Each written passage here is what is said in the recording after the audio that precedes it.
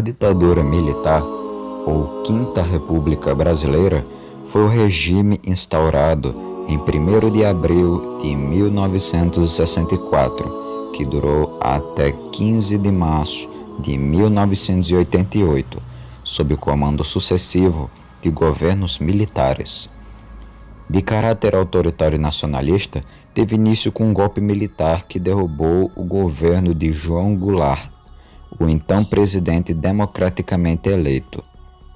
O regime acabou quando José Sarney assumiu a presidência, o que deu início ao período conhecido como Nova República ou Sexta República. Apesar das promessas iniciais de uma intervenção breve, a ditadura militar durou 21 anos. Além disso, o regime pôs em prática vários atos institucionais, culminando com o Ato Institucional número 5, ou como ele é mais conhecido, o AI-5, de 1968, que durou por 10 anos. A Constituição de 1946 foi substituída pela Constituição de 1967 e, ao mesmo tempo, o Congresso Nacional foi dissolvido, liberdades civis foram suprimidas e foi criado um Código de Processo Penal Militar que permitia que o Exército Brasileiro e a Polícia Militar pudessem prender e encarcerar pessoas consideradas suspeitas, além de impossibilitar qualquer revisão judicial. O regime adotou uma diretriz nacionalista, desenvolvimentista e de oposição ao comunismo. A ditadura atingiu o auge de sua popularidade na década de 70, com o milagre econômico.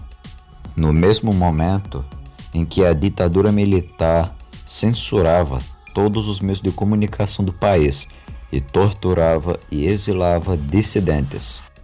Na década de 80, assim como outros regimes militares latino-americanos, a ditadura militar brasileira entrou em decadência quando o governo não conseguiu mais estimular a economia, controlar a hiperinflação crônica e os níveis crescentes de concentração de renda e pobreza provenientes de seu projeto econômico, o que deu impulso ao movimento pró-democracia.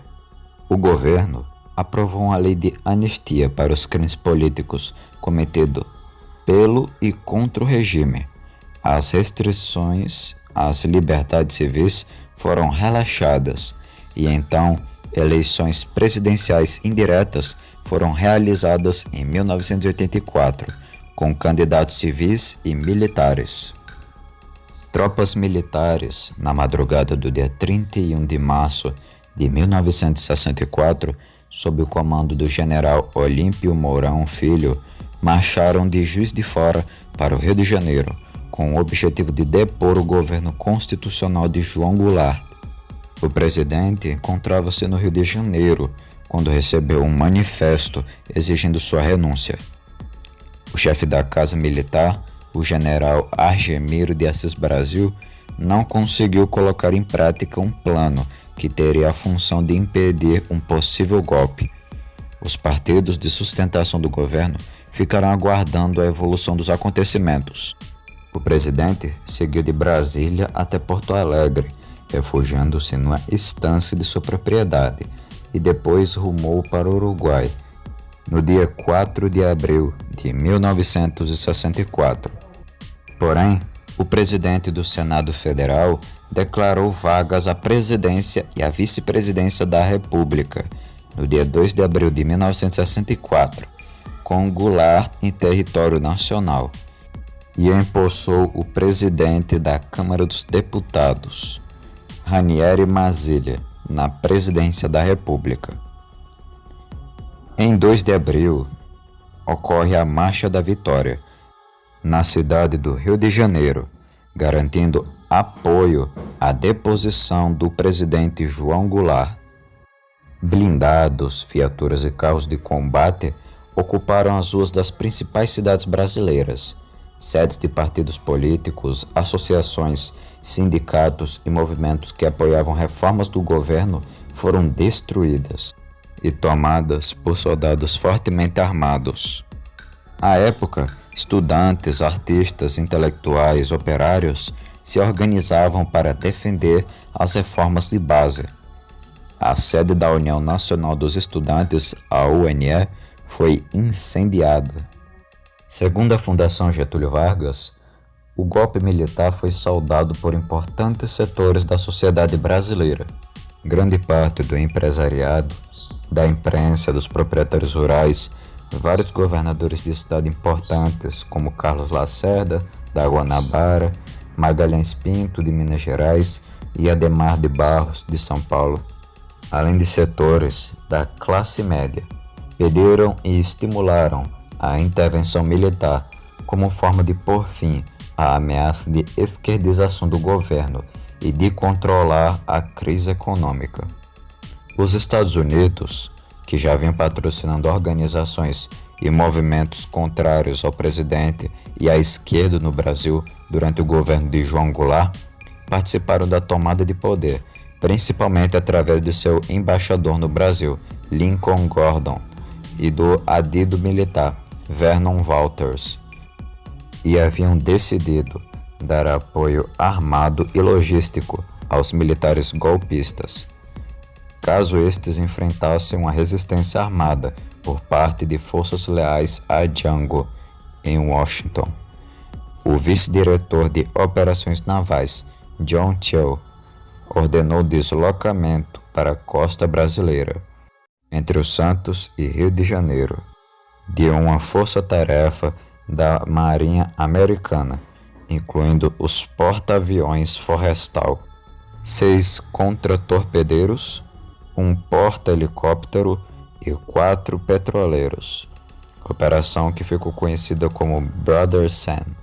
Após a deposição do presidente João Goulart, vieram os atos institucionais conhecidos como AI, mecanismos jurídicos autoritários criados para dar legitimidade a ações políticas contrárias à Constituição Brasileira de 1946, que consolidaram o regime militar implantado. O presidente João Goulart permaneceu em território brasileiro até o dia 2 de abril. Nesse dia, em um golpe parlamentar, o Congresso Nacional, pela voz do senador Auro de Moura Andrade, declarou que a presidência da República estava vaga e deu posse ao presidente da Câmara dos Deputados, Ranieri Mazzilli, que permaneceu no cargo até 15 de abril de 1964, muito embora representasse um papel meramente decorativo. O governo era exercido pelos ministros militares. Em uma inversão institucional, os militares, passando de defensores da Constituição a subversivos dela e causadores de uma crise política, acabou predominando a força das armas e o presidente da República foi deposto. Goulart partiu para o exílio no Uruguai, morrendo na Argentina, no ano de 1976.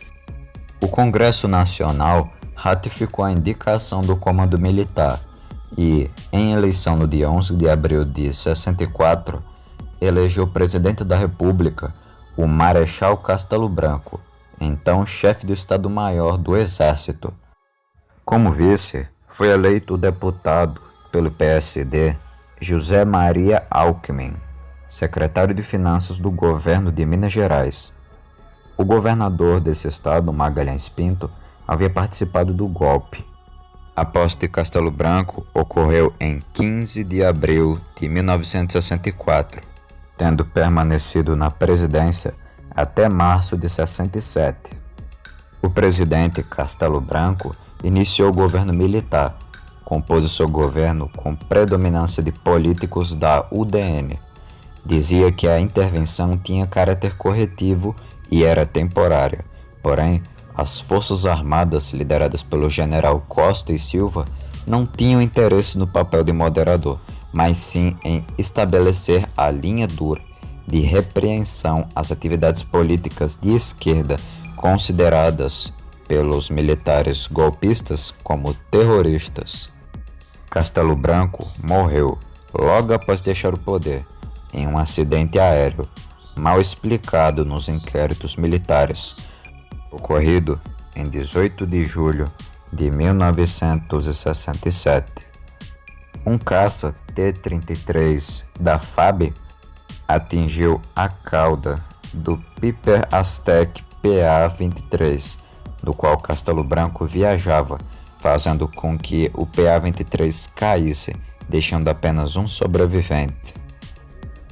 No processo sucessório, Castelo Branco foi pressionado a passar a faixa presidencial para o general da linha dura Arthur da Costa e Silva, mas estava organizando com o senador Daniel Krieger um movimento contra o endurecimento do regime. Castelo Branco, apesar das promessas de retorno ao regime democrático, inaugurou a adoção de atos institucionais como instrumentos de repressão aos opositores. Com isso, fechou as associações civis, proibiu greves, interveio em sindicatos e cassou mandatos de políticos por 10 anos, inclusive o do ex-presidente Juscelino Kubitschek. Em novembro de 1965, foi mandado cumprir o ato complementar número 5, que institucionalizou o sistema bipartidário no Brasil. Foram criados 2 partidos, um situacionista e um oposicionista, sendo que o segundo jamais poderia ter quórum superior ao primeiro. O partido situacionista, formado por integrantes dos extintos PSD e UDN e chamado de Aliança Renovadora Nacional, ARENA, dava sustentação ao governo. Portanto, era obrigatório que tivesse maioria. O partido oposicionista foi nominado Movimento Democrático Brasileiro, MDB. A população da época tinha um trocadilho para se referir aos 2 partidos. Um era o Partido do Não, o MDB, que era contra tudo que o regime militar e seus presidentes faziam, e o outro era o Partido do Sim, Senhor, a Arena, que aprovava tudo que o governo fazia. Entre os membros do MDB incluíam comunistas do PSB abrigados no MDB que não aceitavam a luta armada como alternativa de oposição ao regime militar e se intitulavam Resistência Democrática. Sob justificativa do crescimento dos movimentos de esquerda e pela influência da propaganda pelos movimentos chamados de subversivos, observando ainda que a população brasileira mais humilde iniciava um movimento em direção à esquerda, a elite brasileira e a classe média começaram a temer o rápido avanço do chamado pelos anticomunistas de perigo vermelho ou perigo comunista. Segundo relatos publicados pelo Departamento de Documentação Histórica da Fundação Getúlio Vargas, os militares envolvidos no golpe de 64 justificaram sua ação afirmando que o objetivo era restaurar a disciplina e a hierarquia nas Forças Armadas e deter a ameaça comunista, que, segundo eles, pairava sobre o Brasil. Em 17 de julho, sob a justificativa de que a reforma política e econômica planejada pelo governo militar poderia não ser concluída até 31 de janeiro de 1966, quando terminaria o mandato presidencial inaugurado em 1961, o governo aprovou a prorrogação de seu mandato até 15 de março de 1967, adiando as eleições presidenciais para 3 de outubro de 1966. Esta mudança fez com que alguns políticos que apoiaram o movimento passassem a criticar o governo, a exemplo de Carlos Lacerda, que teve sua pré-candidatura homologada pela União Democrática Nacional, a UDN, ainda em 8 de novembro de 1964. Na esteira dos atos institucionais, foram expedidos atos complementares. Em eleições realizadas em outubro de 65, o governo venceu na maioria dos estados, mas foi derrotado nos dois mais importantes, Guanabara e Minas Gerais, onde foram eleitos, respectivamente, Francisco Negrão de Lima e Israel Pinheiro, apoiados pela coligação PSD-PTB. Em consequência disto, o presidente Castelo Branco editou, em 27 de outubro de 1965, o Ato Institucional número 2, o AI-2, que, entre outras medidas, extinguiu os partidos políticos, estabelecia eleições indiretas para a presidência da República, facilitava a intervenção federal nos estados e permitia ao presidente da República cassar mandatos parlamentares e suspender os direitos políticos. O que era um movimento militar passou a se constituir num regime, evoluindo para uma linha dura no comando do Marechal Arthur da Costa e Silva. No âmbito social e econômico, algumas instituições, leis e projetos desse governo, ainda em ativa hoje, são Estatuto da Terra, de 1964, Banco Central do Brasil, de 1964, Código Eleitoral Brasileiro, de 1965, Código Tributário Nacional, de 1966, Banco da Amazônia, de 1966, FGTS, também de 1966, Sudam, também de 66, Código de Mineração, de 1967 e Zona Franca de Manaus, também de 67. Ex-ministro da Guerra, o Marechal Costa e Silva teve seu nome indicado pelas Forças Armadas e referendado pelo Congresso Nacional. No dia 15 de março de 67, o Marechal Arthur Costa e Silva é empossado no cargo de Presidente da República, tendo Pedro Aleixo como vice-presidente. Com sua posse, começa a vigorar a Constituição de 67. O presidente deixa o cargo no dia 31 de agosto de 1969. Com predominância de ministros militares e civis, o paulista Antônio Delfim Neto era o ministro da Fazenda.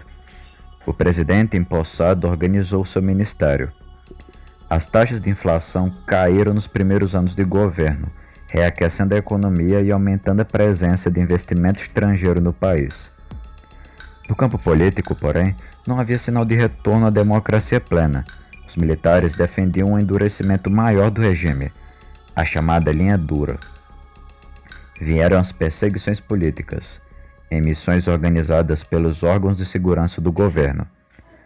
Uma onda de protestos surgiu em todo o país, com enfrentamento direto entre as Forças Armadas de Segurança contra os manifestantes pró-comunismo, militantes de esquerda e estudantes cooptados por organizações subversivas, crescendo para grandes manifestações reivindicatórias e de contestação ao regime, e a intolerância e as desavenças eram comuns. As patrulhas ideológicas organizadas pelos comunistas agiam nas escolas, clubes e sindicatos. Na esteira dos acontecimentos, os que apoiaram o golpe militar, como Carlos Lacerda, se sentiram excluídos do processo e passaram a se opor ao governo. Lacerda tentou se unir a Juscelino e Django, que se encontravam exilados, no movimento que ficou conhecido como Frente Ampla. No início de seu governo, os protestos estavam disseminados por todo o Brasil, o que provocou o recrudescimento do Estado. Na mesma proporção, a oposição, que em muitos casos já estava na clandestinidade havia algum tempo, começou a radicalizar as suas ações com assaltos a bancos, ataques a soldados para roubo de armas e sequestros de líderes militares. A violência da ditadura militar começa a fazer suas vítimas, sobretudo contra o lado opositor ao regime: guerrilheiros, comunistas, estudantes e liberais. Os confrontos entre grupos antagônicos se intensificam, com revoltosos de um lado e apoiadores do regime de outro.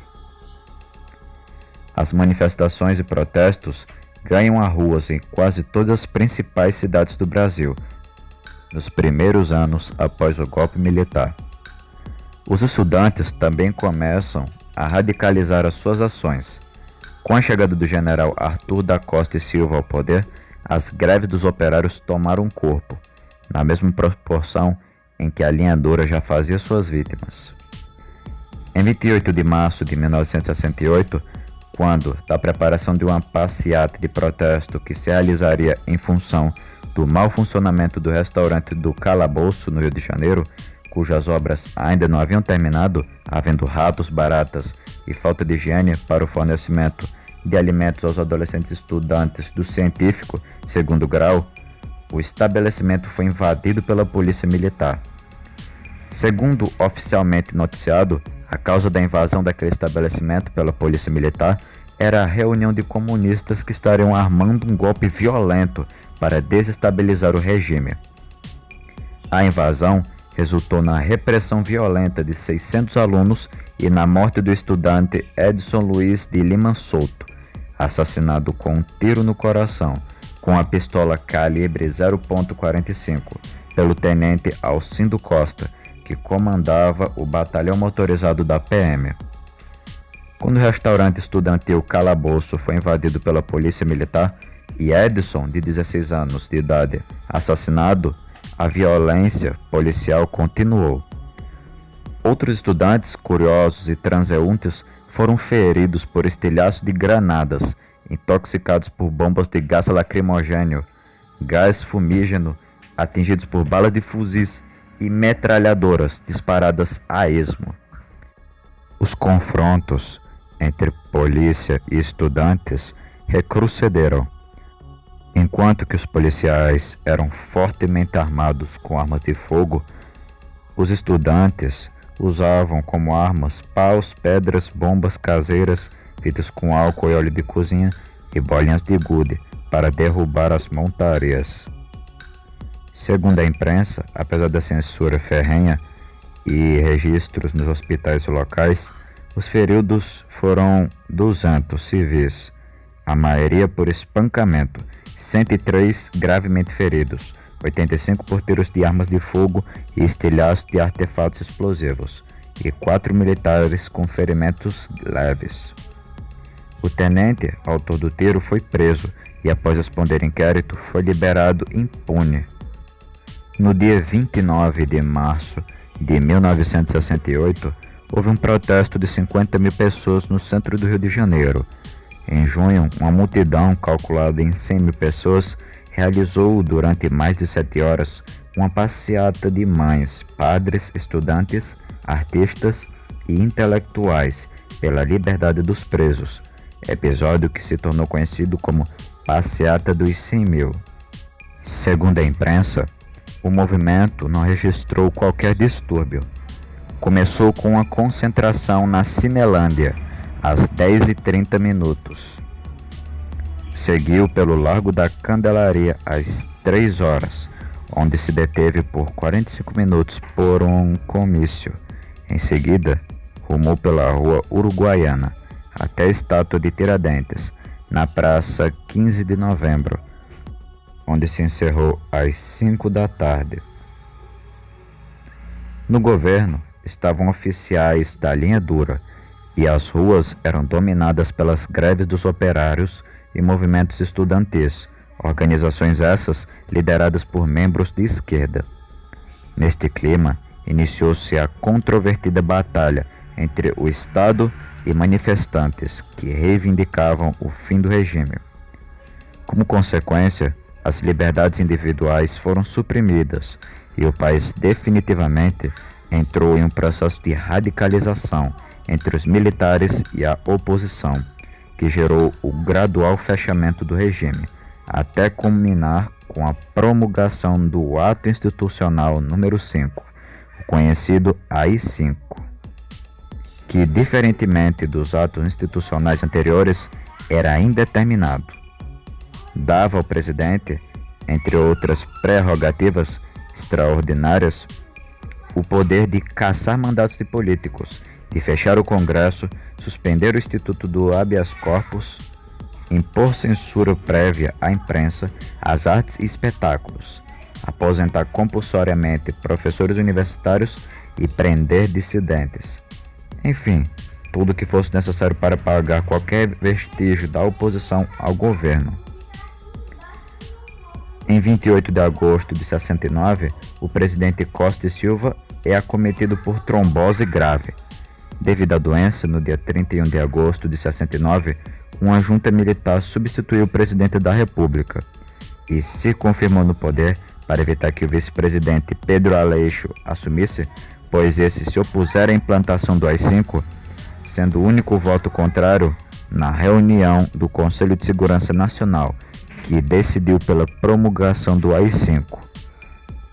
No dia 30 de outubro de 69, o general Emílio Garrastazu Médici assumiu a presidência da República, sendo o terceiro general a ocupar o cargo. Inicialmente consolidou a comunidade de informações, interligando todos os escritórios ligados ao SNI. Segundo a imprensa, o combate às esquerdas se intensificou com o início da Guerra Suja. Logo no início do governo, começou a propagação da propaganda institucional, visando a elevação de moral da população. Slogans eram fartamente distribuídos e divulgados a todo instante, em todos os meios de comunicação. Músicas de apelo cívico eram divulgadas diariamente. A que mais se fixou no inconsciente coletivo foi a música intitulada "Este é um país que vai pra frente". Entre alguns programas de desenvolvimento social que surgiram neste governo estão Programa de Redistribuição de Terras e de Estímulo à Agroindústria do Norte e Nordeste, a ProTerra, de 1971, Programa Especial para o Vale do São Francisco, o ProVale, de 1972, Programa de Polos Agropecuários e Agrominerais da Amazônia, o POLAmazônia, de 1974, Programa de Desenvolvimento de Áreas Integradas do Nordeste, o Polo Nordeste, de 1974. Mesmo dispondo do AI-5, Médici nunca cassou mandato de nenhum político nos seus 4 anos e meio de mandato. O primeiro Plano Nacional de Desenvolvimento, o PND, definiu as prioridades do governo Médici: crescer e desenvolver, aproveitando a conjuntura internacional favorável. Nesse período, o Brasil cresceu mais depressa que os demais mercados latino-americanos. Foram atingidos altos índices de desenvolvimento econômico, sob a ideia de surto de progresso que o país estaria vivendo. Era anunciado à população o Milagre Econômico, um projeto conduzido pelo então ministro da Fazenda, Delfim Neto. O milagre econômico era justificado pelo crescimento do Produto Interno Bruto, o PIB, e, entre outros aspectos sociais e econômicos, pelo surgimento de uma nova classe média. Médici utilizou a propaganda institucional maciça para promover o regime. Estabeleceu o senador Filinto Miller, conhecido internacionalmente como o carrasco que servia a Getúlio Vargas, como presidente do Congresso Nacional e como chefe do partido situacionista, a Arena.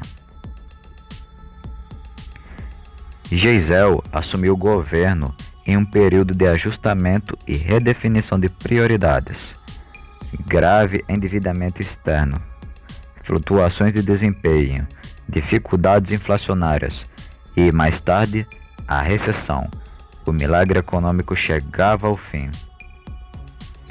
Com estes fatores, o crescimento econômico, que era baseado no endividamento externo, começou a ficar cada vez mais caro para a nação brasileira. Apesar dos sinais de crise, o ciclo de expansão econômica iniciado em meados de 69 não foi interrompido.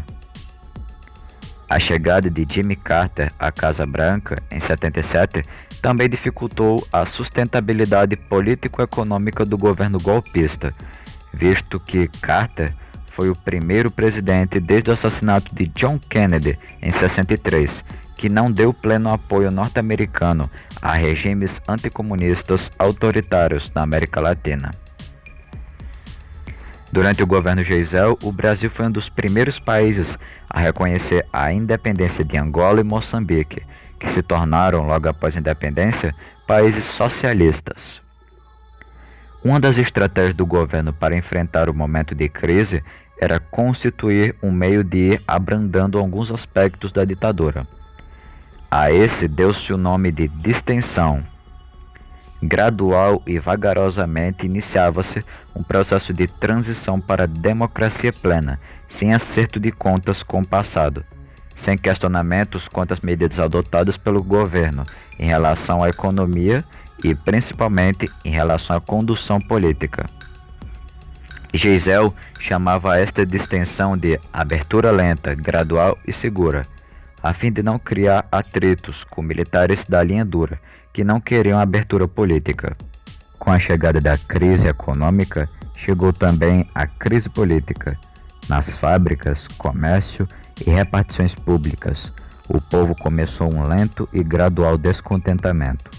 Iniciou-se uma crise silenciosa, onde todos reclamavam do governo, em voz baixa, e de suas atitudes. Apesar da censura e das manipulações executadas pela máquina estatal numa tentativa de manter o moral da população, a onda de descontentamento crescia, inclusive dentro dos quadros das próprias Forças Armadas, pois os militares de baixo escalão sentiam na mesa de suas casas a alta da inflação. Com o tempo, vendo que o país estava indo para uma inflação desencadeada pela falta de incentivos aos insumos básicos, os militares, liderados por Geisel, resolveram iniciar um movimento de distensão para a abertura política institucional, lenta, gradual e segura, segundo suas próprias palavras. Silvio Frota, general da chamada linha dura, é expurgado do governo com a sua exoneração do ministro do Exército, pois estava articulando manobras contra a distensão. A demissão de Frota do cargo de ministro do Exército por Geisel simbolizou o retorno da autoridade do presidente da República sobre os ministros militares, em especial do Exército. Em 78, novas regras são impostas à sociedade brasileira. Novamente, é aumentado o arroxo contra as liberdades individuais e coletivas da população. Alguns setores produtivos são postos sob a Lei de Segurança Nacional, sob a razão de serem de importância estratégica para o país. Em 23 de agosto, o MDB indica o general Euler Bentes Monteiro e o senador Paulo Brossard como candidatos a presidente e vice. No dia 15 de outubro, o Colégio Eleitoral elege o general João Batista de Oliveira Figueiredo, candidato apoiado pelo então presidente Geisel, para presidente com 355 votos contra 266 do general Euler Bentes. Em 17 de outubro de 78, a Emenda Constitucional número 11 revogou o AI-5. Com a nova estrutura política em 82 no país, os militares encontraram dificuldades para manter-se no poder, já que as eleições diretas para governadores elegem 10 da oposição, incluindo os de São Paulo, Rio de Janeiro e Minas Gerais, os mais fortes na disputa política. Com a posse de João Baptista de Oliveira Figueiredo e a crise econômica mundial aumentando aceleradamente, a quebra da economia de muitos países, inclusive do Brasil, se iniciou. As famosas medidas ortodoxas impostas por Delfim Neto e pelo banqueiro ministro Mário Henrique Simonsen na economia vieram agravar ainda mais a situação monetária do país, fazendo o PIB despencar 2,5% em 1983. Durante o período entre 83 e 84, um movimento civil de reivindicação por eleições presidenciais diretas no Brasil ficou conhecido como Direta Já. A possibilidade de eleições diretas para a presidência da República no Brasil se concretizou com a votação da proposta de emenda constitucional Dante de Oliveira pelo Congresso. O fim do governo militar de 1964 culminou com a hiperinflação e grande parte das obras paralisadas pelos sertões do Brasil. Devido ao sistema de medição e pagamento estatal, as empreiteiras abandonaram as construções, máquinas, equipamentos e edificações. Em 8 de março de 85, o Congresso Nacional aprovou emenda constitucional que acabava com alguns vestígios da ditadura. Algumas das medidas aprovadas, por 458 votos na Câmara e 62 no Senado, foi aprovada a eleição direta para presidente, mas em 2 turnos. Com apenas 32 votos contra na Câmara e 2 no Senado, foi aprovado o direito ao voto para os analfabetos. Os partidos comunistas deixaram de ser proibidos. Os prefeitos de capitais, estâncias hidrominerais e municípios considerados de segurança nacional voltariam a ser eleitos diretamente. O Distrito Federal passou a ser representado no Congresso Nacional por 3 senadores e 8 deputados federais e acabou com a fidelidade partidária. Finalmente, em 28 de julho, Sarney enviou a emenda constitucional que convocava a Assembleia Nacional Constituinte, que foi aprovada em 22 de novembro, emenda constitucional 26. Na verdade, por uma conveniência política, a Constituinte seria composta pelos mesmos deputados legisladores. Eleita em 15 de novembro de 86 e empossada em 1º de fevereiro de 87, a Constituinte funcionou até 5 de outubro de 1988, quando foi promulgada a Constituição.